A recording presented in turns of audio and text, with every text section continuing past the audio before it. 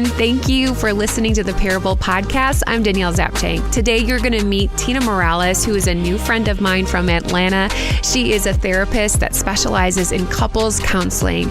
You know, there was a time for Tina when she realized she needed more time alone with God to discover her true value and worth to Him. It's my responsibility to keep the relationship, and that if the relationship isn't there, somehow it's a part of my fault, right? So that was kind of the narrative that I was telling myself for a really long time. Again, with the relationships that I had seen in my life, it's like people stayed in relationships even if they weren't good, even if they weren't healthy. So it was this idea that it's like, oh, I have to just continue to sacrifice myself to keep someone around, even if I'm not happy with it or even if it's not healthy. Here's my conversation with Tina Morales.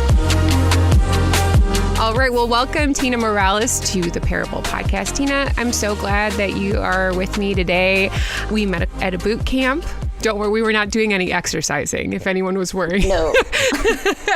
And you are a therapist specializing in couples counseling, and you're based in Atlanta. How long have you been in Atlanta? I have been in Atlanta 6 years this month, actually. So I moved here in May of 2016. I love it here.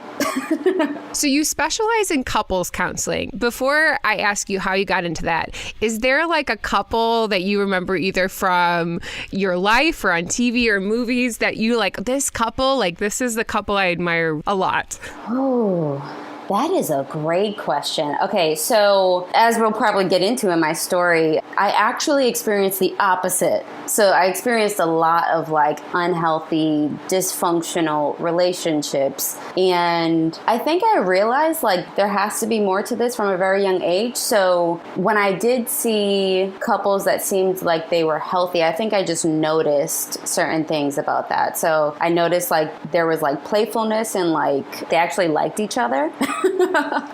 And that was through friends. I think I had seen one friend's parents as well as an ex of mine. His parents seemed to be just like they enjoyed each other. And so that was maybe one example of like a couple. I was like, oh, okay, this is maybe what a healthy relationship looks like. And then outside of that, you know, you see the celebrities and you're like, oh, they must have it so good, so great. And then you're like, well, you know, with all relationships, there are struggles. I think I started to realize that, I mean, over time, and we can probably get into this, but there isn't necessarily the token couple or like this ideal marriage. Like it truly is two people trying to figure it out over time and being committed to that process. So there's a healthy sense of like, I can acknowledge a healthy relationship without idolizing it. And I like what you said. It's just like recognizing certain qualities or certain aspects of like, oh, I never noticed you can have that in a relationship. So as you go into therapy, what drew you to therapy in general? And then also being more specific in couples counseling. Woo, great question. Let's see how, I'm going to try and keep it as short as possible. It's okay. So what drew me to therapy?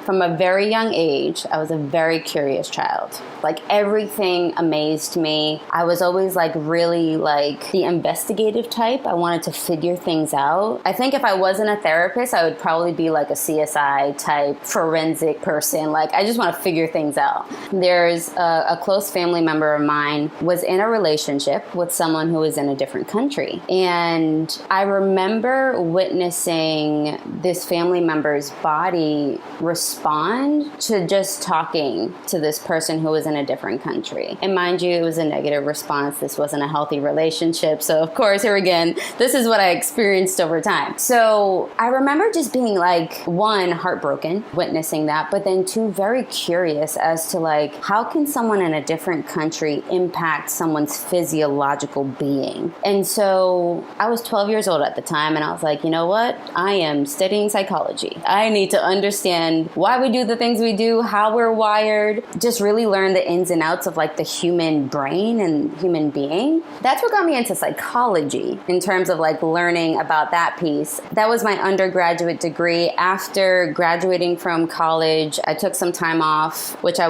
will call my wild years after college, well, college and the years after. But for me, couples counseling really stood out, and I decided to get my master's in marriage and family therapy. me because I realized from 12 years old, I told myself, I've witnessed a lot of unhealthy relationships. I see how they impact the body. I see how they impact just our quality of life.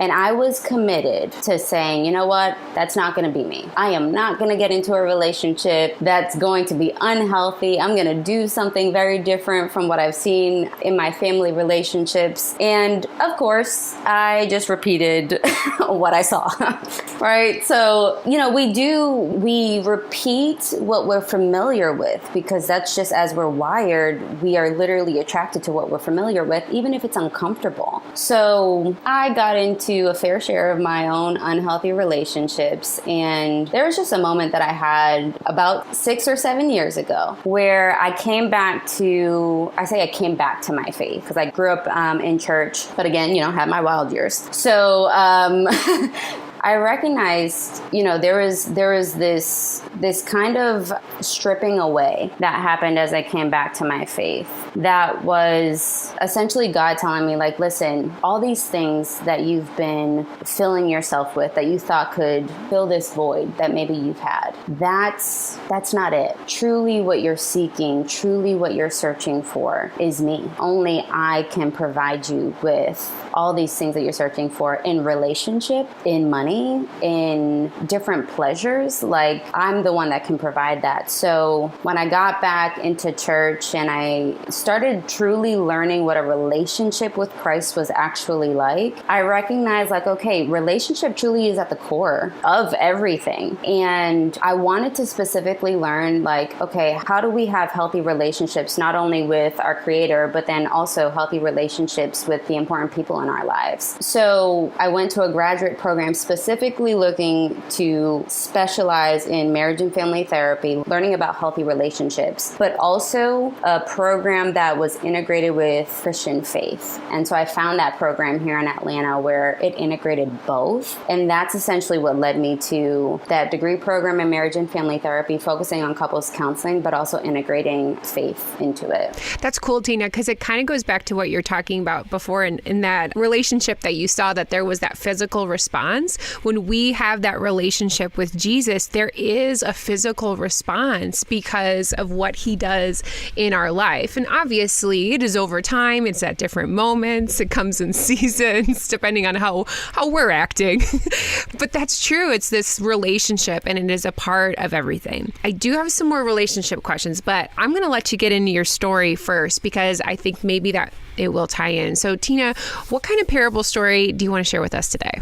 What came to my mind when I was thinking about what do I want to share today, and specifically around relationships, because again, I'm a huge advocate of, like, we can have healthy relationships, right? There was a teacher in high school. So I went to a private Christian all-girls Catholic high school. And one of the teachers that was there, probably one of the few male teachers that I had, he used to have this acronym of finding joy in our lives. And the acronym stood for Jesus, others, and yourself. That has stayed with me since high school because it truly connects to the command in scripture talking about the greatest commandment is to love God with all your heart and to love others as yourself. I'm not quoting it exactly right. But what I love about that is, like, this is a beautiful example of the Trinity. This is a relationship with Jesus, a relationship with others, and a relationship with yourself. And I used to think that, okay, I have a relationship with Jesus, this vertical relationship is good. And then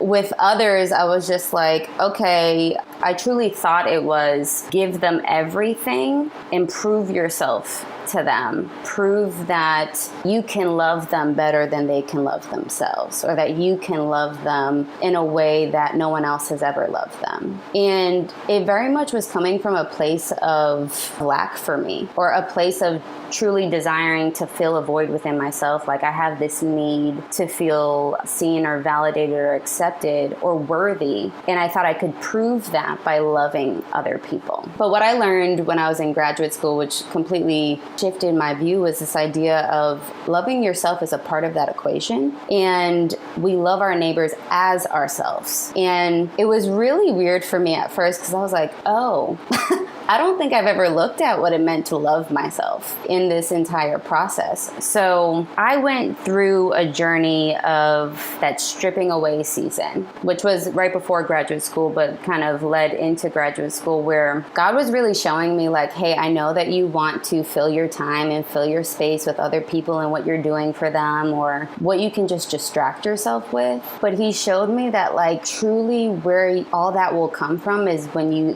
actually spend time alone with yourself and with me. And Danielle, I'm telling you, I literally was like so resistant to that for so long. I was like, oh, time alone? I don't like that.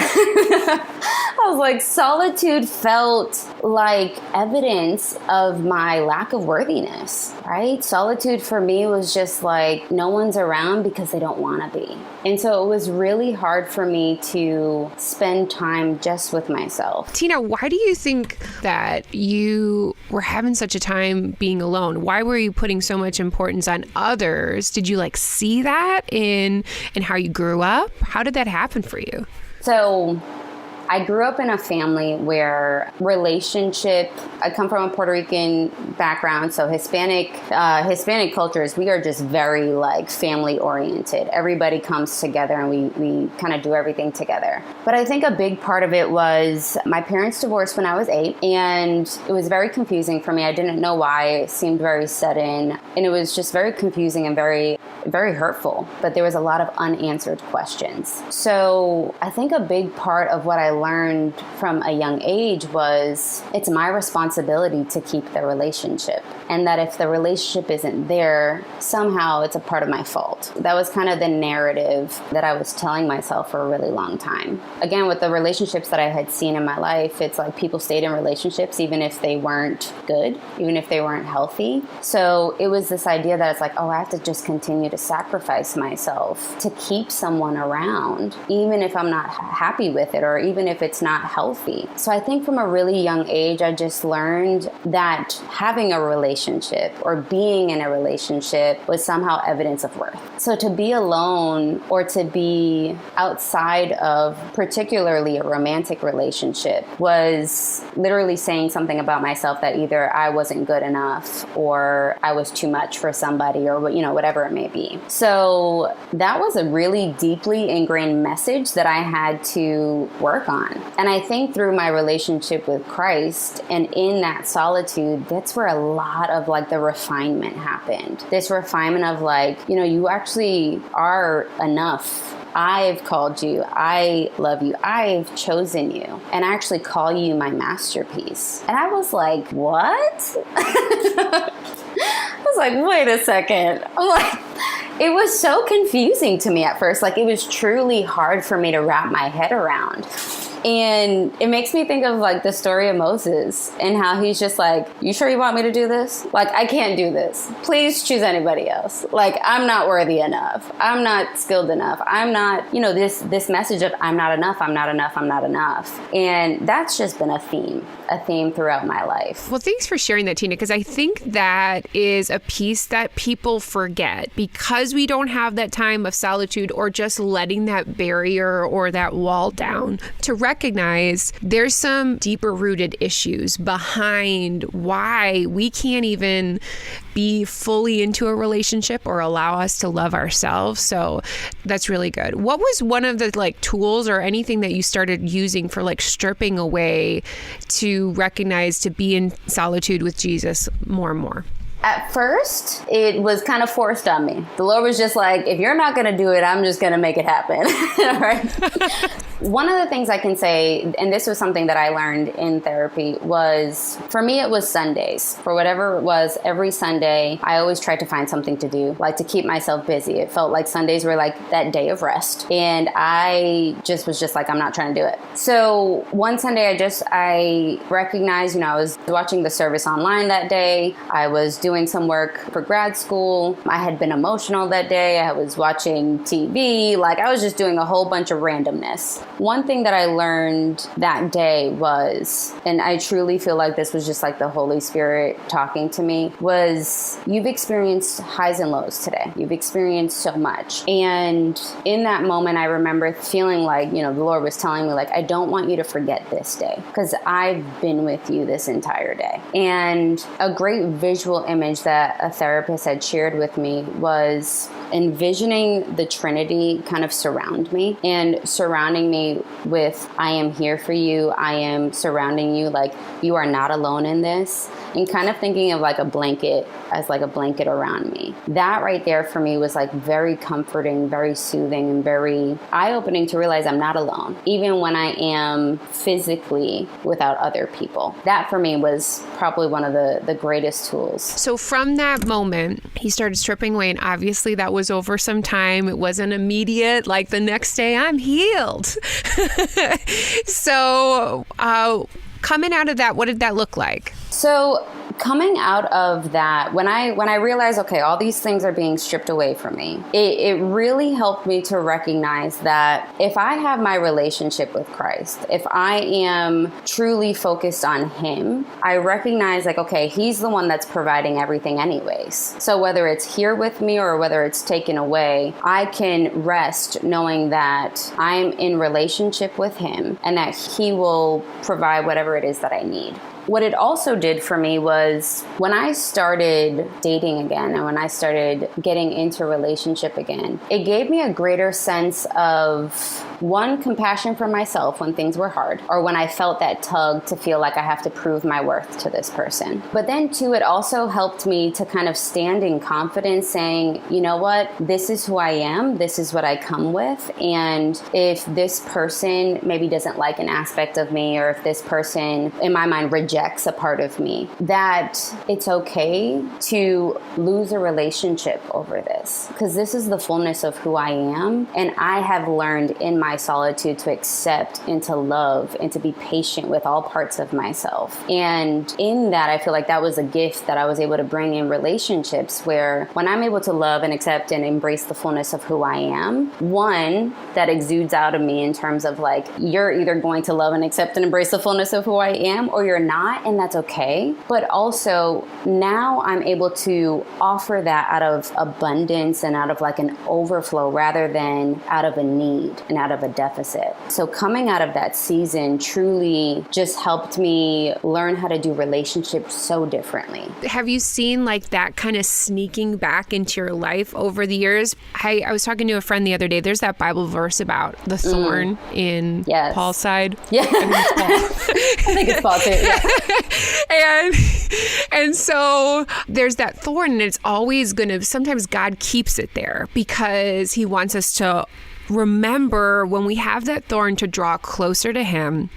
So have you had that time in your life, even though, yes, you've worked through it, you stripped it all away, you recognize, you can say exactly what it has still come back, and you still have to work through it and maybe keep adjusting as you get married, as you do other things in your life, as you have a new job, things like that? Absolutely. Absolutely. It is still there. This feeling or this need to feel like, okay, I need to give more of myself, or even just this theme that's been with me throughout my life. It has not gone away. This idea of like, am I doing enough? Am I enough? Was that enough? Right? Like this constant feeling of like, I feel inadequate in certain areas of life. So that piece is there and it hasn't gone away. What has changed though in this process for me is recognizing that's even a relationship that I have with myself, right? To be able to relate to myself and say,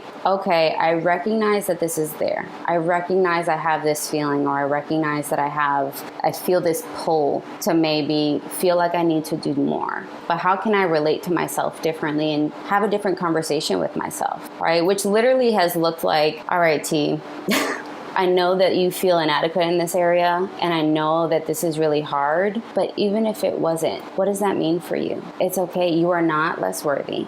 you are still worthy, you are still loved, you are still accepted, and we'll move on. This is not going to be the end, right? Like, we'll be able to move forward in this. So it's really just taught me how to have a relationship with myself of more self-compassion, of recognizing that that's there, that thorn in my flesh is there. But what I love about it too is that this is not about me fully, that like I can truly depend on the Lord. Again, it makes me go back to the story of Moses, where it's like, I'm not enough, I can't do this, but it's like, okay, if God is calling me to something, he's gonna equip me for it. It's not about me anyways. It's about serving the one who's called me and who's created me. That's good, Tina. It is not about me. And I have to remind that we have a 12-year-old daughter, and she will say something and I'm like, why do you think that? And I'm like, oh my gosh, I'm the one, as however old I am, 39, to like say, I also think, oh gosh, I'm not enough. And I don't know. It's a hard thing to just keep reiterating over and over and trying to work on. But I know, just like even what you wrote about your therapy, and that you believe in transformational living. And that really what your parable is that you have experienced transformational living, and also what God has done in your life, that it's impacted you in so many ways. So thank God for transformation. Absolutely. Literally transforming. I think it's in Romans. Romans is probably my favorite book in the Bible, but in Romans, where it's talking about transforming, or like a renewing of your mind, which is truly like a renewing of like this narrative that we've told ourselves throughout our lives of like who I am and what that means in my relationships and what that means for me in this world. It's like that piece. If I can transform that, and I can really start to look at, hey, that's not who I am. These are lies that I've learned about myself or told myself for so many years. It truly changes the way that I step into the world, but also the way I step into my relationships. So, Tina, you have been married to your husband, Taj, for about 1.5 years. And what would you say is something that has surprised you about marriage? Something that surprised me, that my partner actually brings great strengths. As horrible as that may sound. What I mean by that is I'm a marriage and family therapist. You would think I know it all in terms of what it means to do marriage and to be in marriage. But what's really surprising is that I'm wondering if maybe like humbling is a better word for me, but a reminder that yes, I come in with great strengths, and I come in with a breadth of knowledge and a breadth of experience when it comes to just practical tools around how to make marriage work and how to be healthy with it. But if I'm the one that's doing everything in my marriage, then at the end of the day, I'm actually building an unhealthy one. So one of the really nice surprises or humbling reminders is that my partner, in his differences, brings great strengths. And it's really, really cool to see, and humbling to remind myself that, hey, I actually don't have to do everything or have to be right with everything. My partner has great strengths, and if I can open my eyes to see that and open my ears to hear his perspective and how he contributes, I actually have a much healthier marriage. So that for me has been something. And it's going to continue, because we have all of these parable stories and foundations of our life that we're bringing into this marriage. Because you think, like, you guys have been together, you said, for about 4 years, but however old you are, I mean, there's so much that has been behind us that we're just carrying along, bringing it in, and just even recognizing that, figuring things out about each other. Why do you do that a certain way? It's two people trying to, transform into this marriage bond. It's a lot of work. It's a lot of work. Oh my gosh, yes. Would you say that you've met a lot of people through therapy that they come into marriage figuring out or thinking that I need to fix this in my spouse, because then it's going to magically come together. Oh, absolutely. Absolutely. Right. Usually people come into therapy saying, we need couples therapy and he or she needs to change. Like I've just shared, like there's a part of me that truly feels like I have all the right answers. Like I know everything. If my partner would just get on board, then we would be fine. But yes, most people come in thinking like, hey, if my partner changes, then things would be much better. One of the cautions that I typically have with that is, if that's the case, then that means we are literally at the mercy of someone else's choices, that we're at the mercy of whatever someone else decides to do in their world. And it leaves us powerless. It leaves us helpless because we think that it's all up to them. And the really powerful thing is, again, if we can kind of step back and reflect on how am I contributing to this, because this is a relational dynamic. It's not just one person here. One of the ways that I like to share it is actually through a metaphor around sports. So I actually played softball and volleyball growing up, and I'm such a team player. Like I love my sports. But one of these images for me with softball is like we all have different positions. And one of my favorite plays was like this throwdown, right? So when someone's trying to steal second and they're coming from first base, it's like all happens within a split second. The pitcher pitches the ball, the catcher sees the runner going. I was shortstop, so I was coming to cover second base, and second base was coming behind me to make sure that they could back me up. The catcher throws down the ball. All this stuff is moving. And I think about that in relationships and recognizing like, hey, we all are playing different positions. We both need to be healthy. We both need to make sure that we are strong in our positions, or, whatever it is. And we need to be able to move with each other when things are happening and things are changing. But that movement's going to be different for both of us. And that right there, like there's like this, what I call like this invisible string that kind of moves us all in like at the same time. And that for me is like our connection with the Lord, right? Like if we're connected with the Lord and we recognize, okay, God is calling us to something, or he's pointing us to something that's changing. Someone's trying to steal second base. We need to move in accordance with what he calls us to do. And we do that together, even though it's different. And so that is truly what I think relationships are all about. It's not just about I'm going to do nothing and my partner has to do all the changing. I have to be able to reflect on, okay, how am I contributing to this dynamic to make sure that we get the win? And also at the same time, just recognizing, one, we're different people and we need to have grace with each other. We're all human. And so it's hard. And so, yeah, there's these struggles that are going to come up. And so that's a really good, I love metaphors. I love analogies. So Tina, way to go. Okay. So you wrote this. I thought this was really, really impactful. It says, often we believe the presence of struggles in our relationship indicates that there is a problem. The truth is the absence of tools and the absence of using those tools is what truly indicates a problem. So I would love for you just to speak on that idea, and maybe like what are 2 or 3 tools that if you are married, or maybe you're just even like, I feel like this can happen in a friendship relationship too.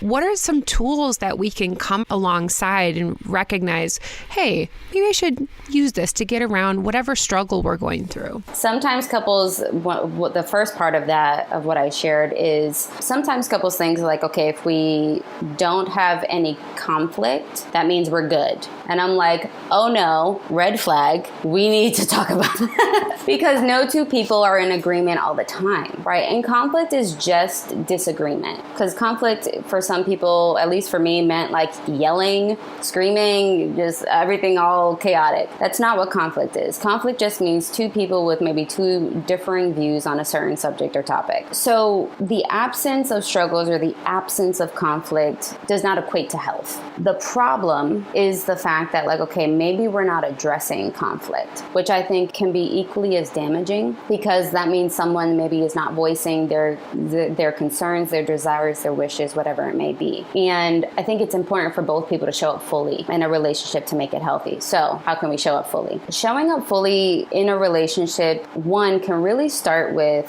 first of all, being aware aware of yourself, being aware of what you feel, what you want, and what you desire or wish, right? So that's just about asking yourself, what am I feeling in this moment and what do I want? I think that's key step one. And there are some clients that I've worked with where they really struggle with having the desire and it being okay. So one, recognize that you have a desire. Recognize that maybe something in the environment, in the relationship is blocking that. But then two, communicate it. So communication is pretty much everything. Most problems, it's, are we talking about it? If the answer is no, that's where we need to start. If we are talking about it, how are we talking about it? That might be where we need to start. So talking about it is a quick tool that we can use. Keep the conversation about I. This is what I feel. This is what I want. Also keep it on the facts. This is what's happening, not this is what I think is happening. We have stories we tell ourselves all the time in relationships. When you didn't take out the trash, I was telling myself that you were trying to